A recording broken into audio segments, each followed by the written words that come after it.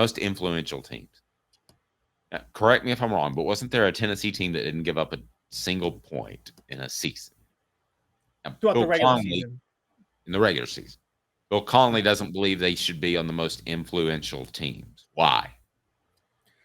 Bill Connelly's list of most influential teams in college football, what they do is they take a look at teams who changed college football with their play, who changed the landscape of college football, and who had an impact on moving it forward.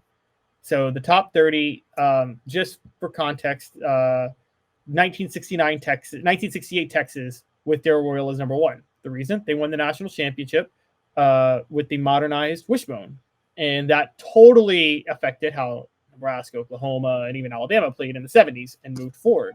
So what he's looking at is the type of how teams played and how they changed things with their play and with their innovation each year. So, I mean, there's teams like an example on this list is 2010 TCU. Why is 2010 TCU on this list? They went undefeated as a mid-major. That kind of helped set the stage somewhat for the college football playoff and the New Year's Six to keep an eye on mid-majors going forward and give them a look. And so that's what he's looking at. What are the chances that the 2022 team will be on this list 10 years from now? Tennessee's 2022 team. Because I believe Tennessee is going to have championship success under Josh Heupel. If they have that, that bolsters my argument that it could be one of those transcendental teams. I believe that Josh Heupel's offense with the splits and with the tempo and everything he does is unique. TCU's offense last year, for instance, had some similarities, but you and I both know it's not the same thing. So I'm curious where you stand, Caleb, on that. What do you make of the 2022 team? I think I think the 2022 team is an appetizer, but I think the 2024 team, if they do what I think they're going to do, that's going to be the one that Bill Connelly puts on this list, because the whole wide splits, Dave, you're going to see it reach a different level with Nico at quarterback. I mean, you're going to see it reach a level that I don't think any team could possibly reach in this system. So if Tennessee turns out to truly affect the college football landscape from an X's and O's standpoint, you think it'll be this season that's pointed to as opposed to 2022? Yes, I do. I think it'll be this season. I think this season is the one everybody will turn to look, and they'll say, wow, that team changed everything. Because then after this year, you're going to see every team run it. And I got to be critical of Connelly on this, because I look at it and how much did you impact things going forward. And as I don't like him, Dave, and me and you have talked about this, I don't like Urban Meyer, but you have to have one of those, the Tebow Florida team on this list, right? Because the whole reason the spread offense took off was the success of Florida, wasn't it? I would argue, though, the success that he had at Utah, that Urban Meyer had at Utah, everybody knew that it was going to be pretty wild and it was going to work then, right? Well, I didn't, because you were better than me on this because you said you called it. When he went to Florida, Dave, I was thoroughly convinced that the SEC defenses would expose the spread offense. I thought it was a gimmick offense that couldn't last in the SEC. And so Urban Meyer going to win a national championship with it, kind of, I think, I don't even consider 2006, because remember 2006 with Chris Leak, it was a semi spread, but it wasn't that great. It wasn't that impressive of an offense. But the one that he won with Tim Tebow 2 years later, that's the one that I thought, I mean, like 2 years later, the whole country was running the spread offense after that. And so it's hard for me to, I got to be critical of Connelly with something like that. Now, he didn't have any of the Spurrier teams on the list. Oh, no, he had one. He had the 93 Florida team on the list with Danny Warfel. As far as Tennessee teams that should be on the list, now this is way in the weeds, but it's funny. He had the 93 Florida team. Dave, I think the 93 Tennessee team should be on the list. That Heath Schuler team, has there ever been an offense as multiple in history as that 93 Tennessee football team? From a pro style standpoint, you're pretty good. I mean, they look like an NFL team. I mean, really, you watch them, and other than they had a ton of talent too, Caleb. So it's not like it was across the board not nearly as talented, but no, they look like a pro team, and the pro style. What did every guy want? Peyton Manning to naming Todd Marinovich. They wanted pro style after that. So, yeah, the 92 team, could it be more trend setting than the 2022 team? Good argument. And that team was loaded as well. They shouldn't be, though, because that team was way more talented than the 2022 team. You would agree with that, right? That team was loaded. The team was loaded. You're right. I mean, but this isn't based on just pure talent.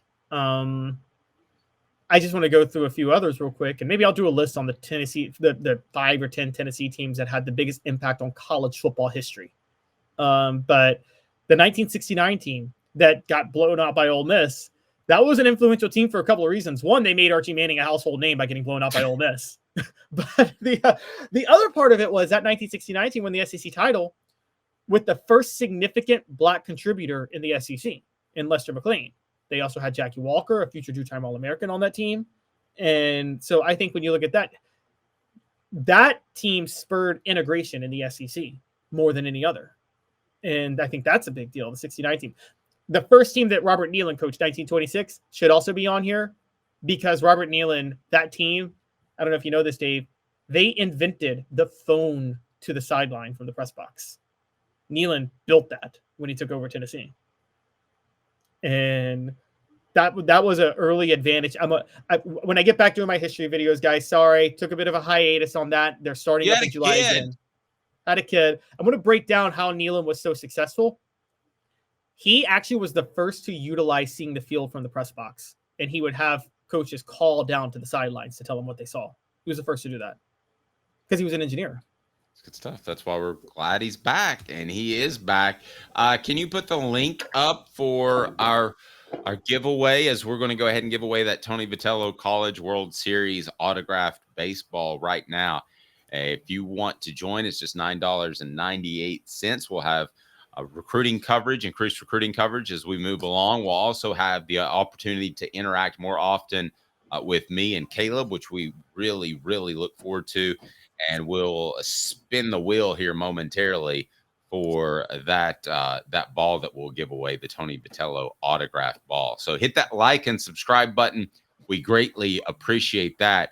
As far as influential teams, it's funny we don't mention the best team in Tennessee football history, the 98 team. Why? Because it wasn't influential. It was just old school, hardcore, tough football. Now, I will say that I always thought it was interesting that Miami, a team that was known for flair, turned into a tough pro-style team right after Tennessee for their second run of championships. Did you ever notice that? And the teams did play each other at times throughout their history. So I always thought those two programs had an eye on each other going back to 85.